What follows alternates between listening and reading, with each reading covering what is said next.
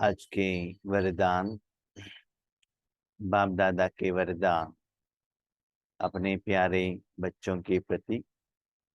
Date 27 सितंबर 2023। वरदान है, प्रवृत्ति में रहते भी समर्पित हो, सेवा की धुन में रहने वाले बाप दादा के दिल तक नशीन हवा। प्रवृत्ति में रहते भी समर्पित हो, सेवा की धुन में रहने वाले बाप दादा के दिल तक नशीन भव। ईश्वरीय विश्वविद्यालय में 2 वैरायटी से सेवा चलता है। एक है समर्पित रूप में, जो निमित्त भाई बहन ईश्वरीय सेवा केंद्र पर रहकर अपने जिंदगी को भगवान को समर्पण करते हुए ईश्वरीय सेवा देने वाले। दूसरे हैं प्रवृत्ति में रहते हैं, लौकिक में रहते हैं, लौकिक को भी संभालते हुए ईश्वरीय कार्य के लिए सहयोग देने वाले। बाबा ने आगे वरदान में कहा, एक वृक्ष फलीभूत होना है, पानी तो चाहिए ना। सेवा केंद्र पर निमित्त भाई बहने हैं, बिल्डिंग है और सेवाधारी भी हैं, लेकिन चलाने के लिए धन तो चाहिए ना। धन कहाँ से आएगा? प्रवृत्ति वाले ही तो देना पड़ेगा। कभी कभी वाचा सेवा, मनसा सेवा, ये भी प्रवृत्ति वालों को करना पड़ता है। ऐसा नहीं कि सेवा समर्पित वाले ही करें, प्रवृत्ति वाले लौकिक को ही संभालते रहे, ऐसा नहीं है। लौकिक आप करो, लेकिन धुन क्या रहे? सदा ईश्वरीय सेवा ही करना है। लौकिक कार्य कंप्लीट होते ही तुरंत अपने को ईश्वरीय सेवा में निमग्न रखना। भले वाचा सेवा हो, भले कर्मणा सेवा हो, भले मनसा सेवा हो या धन का सेवा हो, किसी भी वैरायटी का। जब हम लौकिक में कंपनी में काम करते थे, शाम को आते ही, शाम होते हमको लगता था जल्दी जल्दी सेवा केंद्र पर जाएंगे, कोई एक सेवा केंद्र पर क्लास करने के लिए जाएंगे। क्योंकि वो सेवा करने के बाद सुबह से जो आत्मा, मन, बुद्धि, संस्कार और तन, जितना विकार के कारण, विकर्म के कारण जो भारीपन का एहसास रहता है, 1 घंटा सेवा करके आने से वो सभी सुस्ती चला जाता था, लाइटनेस का फीलिंग आता, खुशी हो जाता। जैसे कि सुबह से आप बाहर निकलते हैं, बाहर का सारा कार्य करके वापस आते हैं, लौकिक घर में आने के बाद अपने शरीर को आप नहलाते हैं और भोजन खिलाते हैं, तो शरीर कितना लाइटनेस का फीलिंग आपको होता है। इसी ही बाबा कहते भले प्रवृत्ति में रहो, लेकिन धुन क्या रहे? इतना होता है उतना ईश्वरीय सेवा करें। भले आपके पास टाइम नहीं है, आप धन दे सकते हो, कोई आचार सेवा भी कर सकता है जिनके पास विशेषता है, जिस समय इसका जरूरत हो। हाँ, ये भी होता है जहां आप प्रवृत्ति में रहते हो, भले ऑफिस में, भले बिजनेस में, जहां भी है, ऐसा समझो आप सेवा स्थान पर हो। जहां भी आप जाते हो वहां ईश्वरीय सेवा होना चाहिए। भले आप किसी को पॉम्पलेट्स न दे रहे हो या ज्ञान नहीं सुना रहे हो, लेकिन आत्मा द्वारा भगवान का जो सप्त गुण है वो फैलना चाहिए। तो ऐसे रहने वाले भी, वैसे बच्चों को भी बाप दादा अपना दिल तक पर बिठाते हैं। ये बाबा ने गारंटी दी। दिल तक पर कौन बैठता है? जो क्लीन एंड क्लियर रहता है। अभी देखो, अपना ही बच्चा वो क्लीन रहेगा तभी तो उनको आप गोद में लेते हो ना। वो गंदा रहता है तो कौन लेगा गंदा गोद में?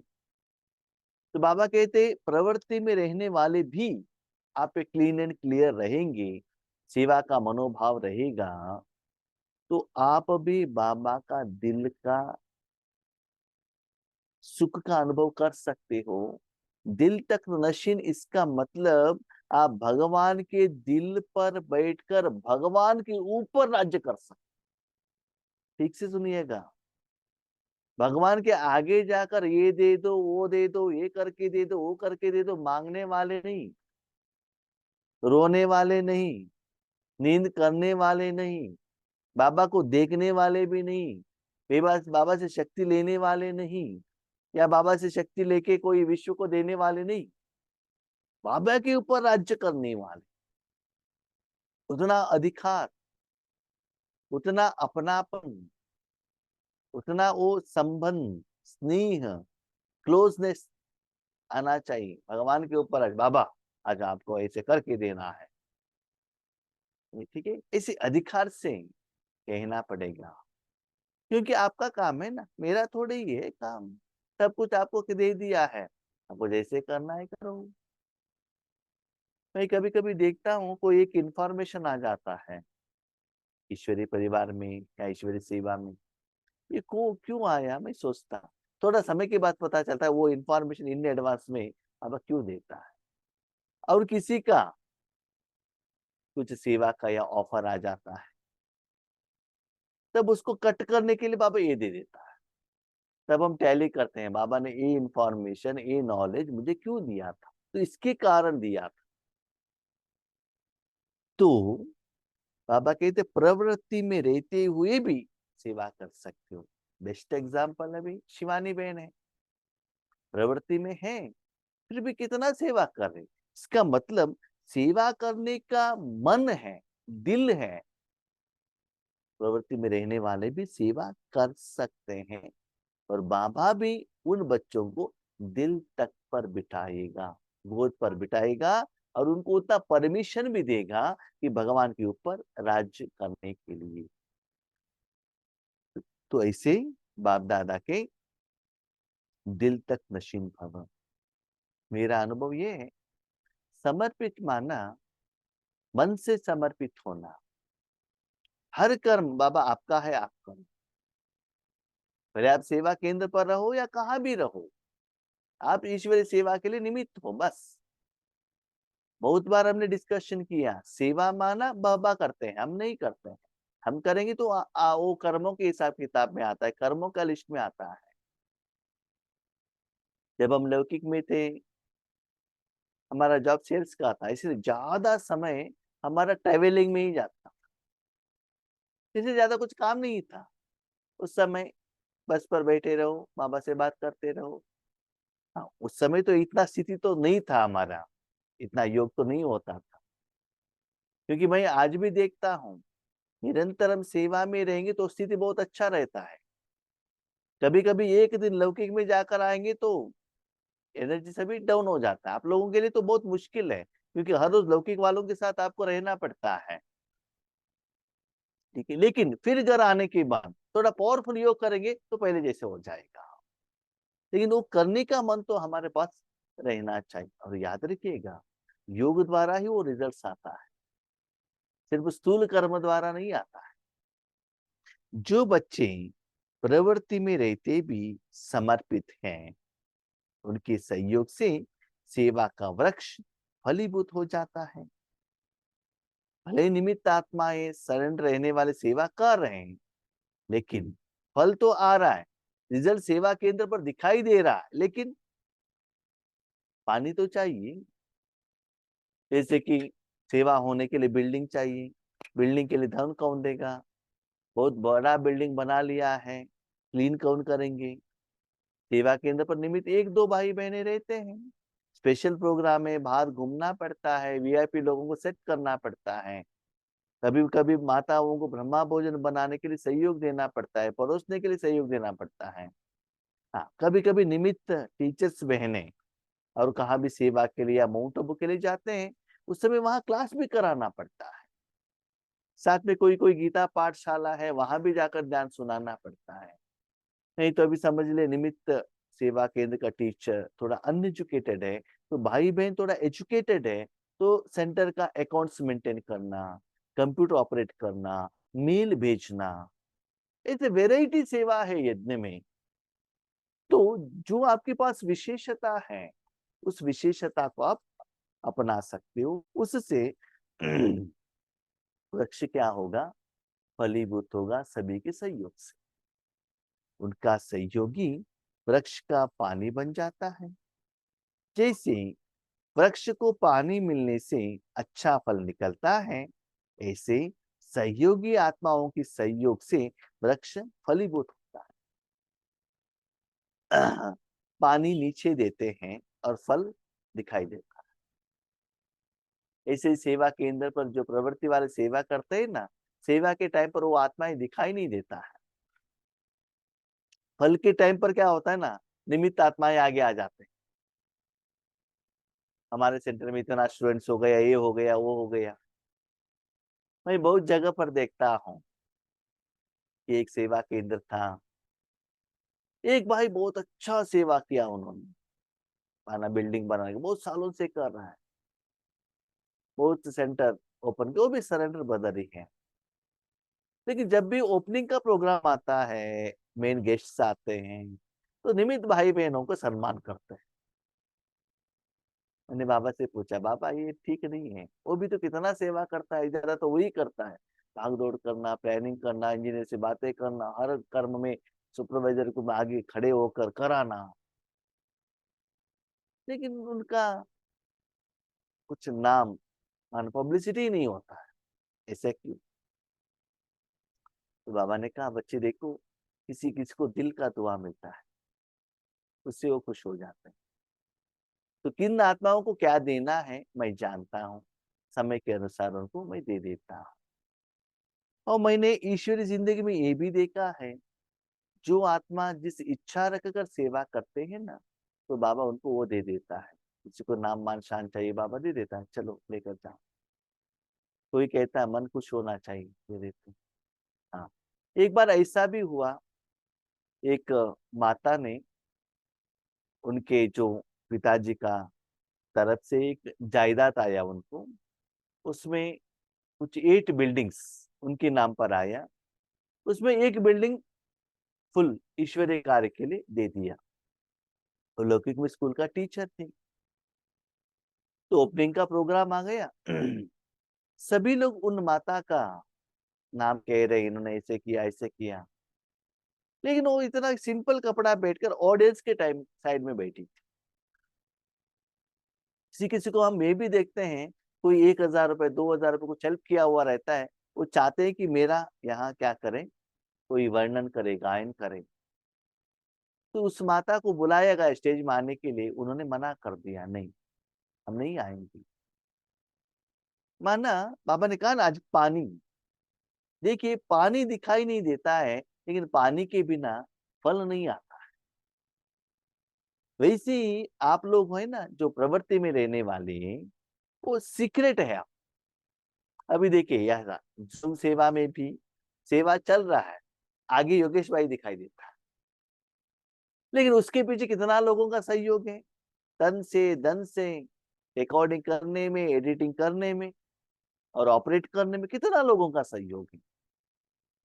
तो फ्रूट्स जो माना कर्मों का फल है ना, सिर्फ एक को नहीं मिलेगा, सभी लोगों को मिलेगा। सभी लोगों के सहयोग से ही मिलता है ना, फल में आता है ना। इसलिए बाबा कहता है, बच्चे आप हो वो वृक्ष का पानी, ऐसा सेवा की धुन में सदा रहने वाली, है ना, सेवा करना है, करना है, करना है।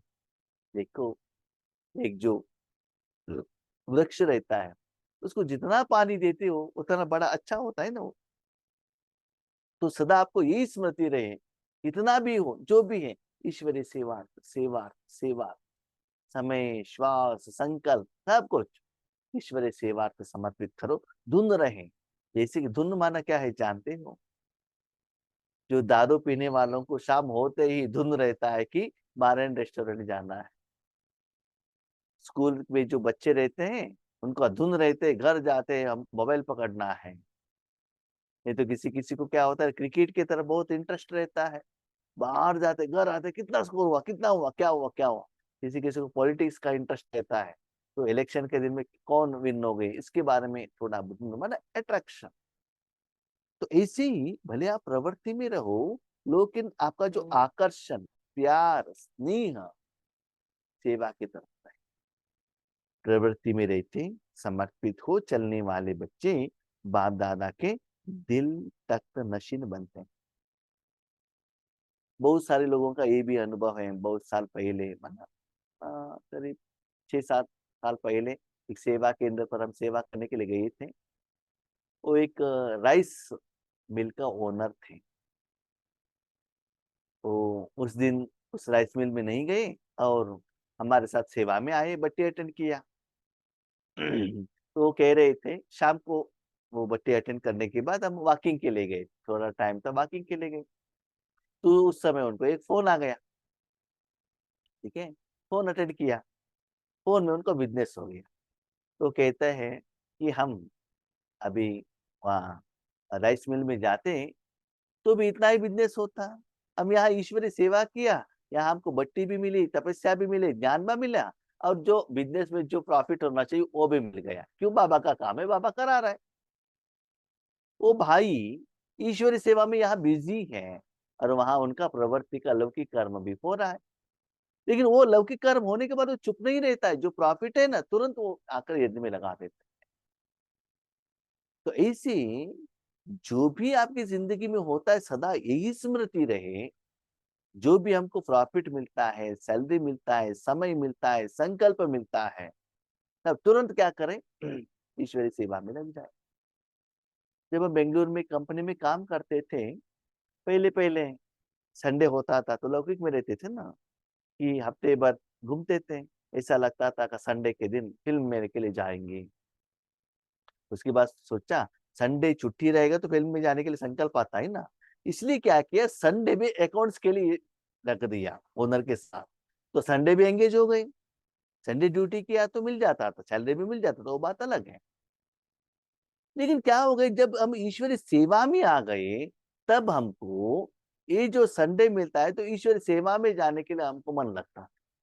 लेकिन क्या करें, वो तो हमने पहले ही ले लिया था कि जिम्मेदारी, क्या करें। तो जब भी थोड़ा टाइम मिलता था, अभी देखिए कोई छुट्टी है, गणेश जी का त्योहार है और कुछ भी, तो तुरंत सेवा केंद्र के लिए भागते थे सेवा करने के लिए। भले स्थूल सेवा हो, आचार सेवा हो, कोई हो, ठीक है। तो ऐसे वो धुन आपके पास रहना चाहिए। ऐसे बच्चों को बाबा दिल तख्त पर बिठा। आज का स्लोगन, कम से कम समय में संकल्पों को मोड़ने और ब्रेक लगाने की युक्ति सीख लो तो बुद्धि की शक्ति व्यर्थ नहीं जा सकती। जिंदगी एक जर्नी है, उसमें आपके साथ एक कार है। हर दिन आप जर्नी करते ही रहते हैं।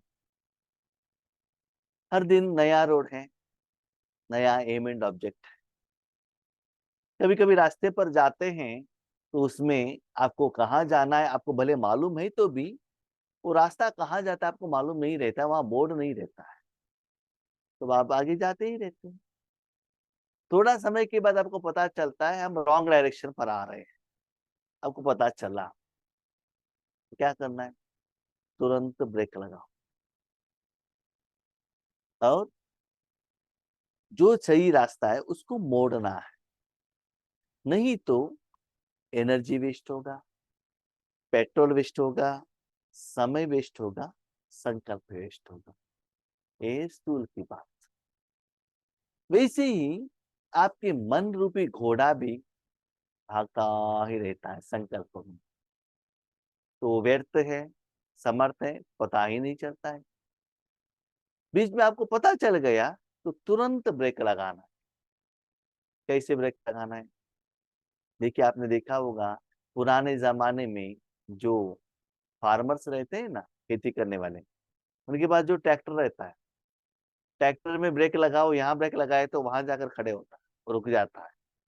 ठीक है। लेकिन आज नया जमाने का जो कार्स आया है ना, 20 लाख 50 लाख का, उसके ऊपर थोड़ा से पावर रख दो, तुरंत का व्हीकल रुक जाएगा।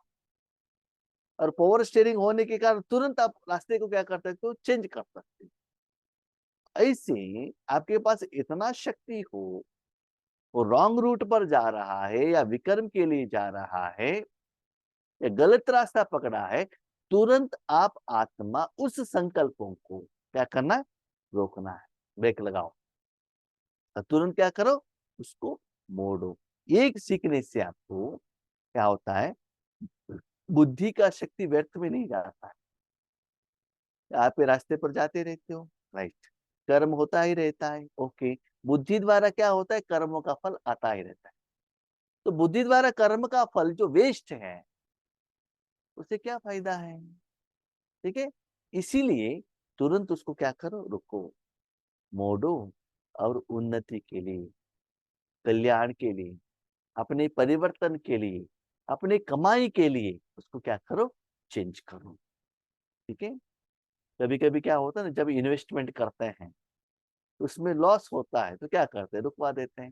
फॉर एग्जाम्पल, 2 महीने पहले 2 महीने पहले ऐसा सिचुएशन था, 1 kg टमाटर का रेट 200 रुपए, 200 रुपीज। ठीक है, ओके। सभी लोगों ने टमाटर डाल दिया। आज ऐसा है, एक बॉक्स टोमेटो के लिए 80 रुपीज आज का रेट। मैंने कल एक बहन से मैं बात कर रहा था, वो कह रहे, तो टमाटर तो आया है, अभी टमाटर आपको उसको निकालने के लिए जाएंगे, ट्रांसपोर्टेशन करने के लिए जाएंगे, उसको लेबर को यूज करेंगे, तो एक बॉक्स के लिए आपको 150 रुपए खर्चा होता है। तो 150 रुपए खर्चा करके 80 रुपीज लेकर आएंगे क्या आप? तो क्या करना है, तुरंत उसको वहां ही रुकना है, राइट। तो ऐसे ही बाबा कहता है, क्योंकि वो करने से आपका एनर्जी और भी वेस्ट हो जाता है। ओके।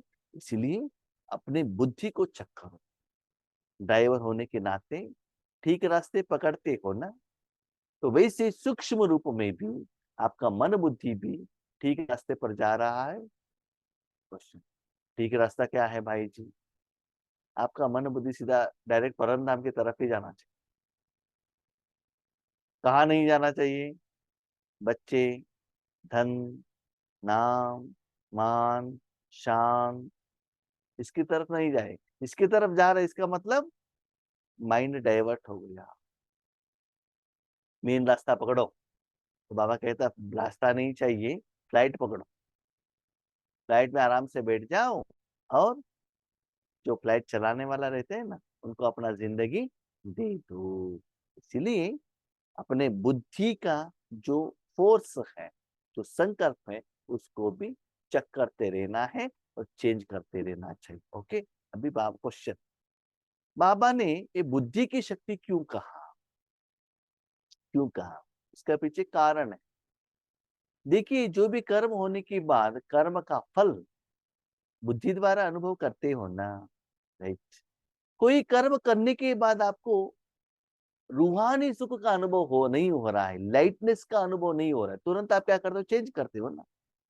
और भी आपको प्रैक्टिकल एग्जांपल देना है, तो आपको बीमारी आया है, ओके, एक डॉक्टर के पास गए, ओके, मेडिसिन ले लिया, ठीक है, 15 दिन के बावजूद भी आपको वो बीमारी कम नहीं हो रहा है, दर्द कम नहीं हो रहा है। इसको पता चलता है, जिस शरीर में जो मालिक आत्मा बैठा है वहां बुद्धि लगाएंगे, तभी आप कंपैरिजन कर सकते हो ना, 15 दिन पहले मेरे में कितना दर्द था, आज कितना है, कम हुआ है कि ज्यादा हुआ है। ये क्या होता है, आप कंपैरिजन कर सकते हो। सपोज दर्द कम हो रहा है, वापस वही डॉक्टर के पास जाओ, ट्रीटमेंट ले लो। कम नहीं हो रहा है, डॉक्टर को चेंज करो तुरंत। वैसे ही कर्म होने के बाद कर्म के फल के साथ क्या करो, बुद्धि लगा के चेक करो, ठीक रास्ते पर जा रहे हैं, स्पीड को बढ़ाओ, नहीं तो तुरंत चेंज करना पड़ता है।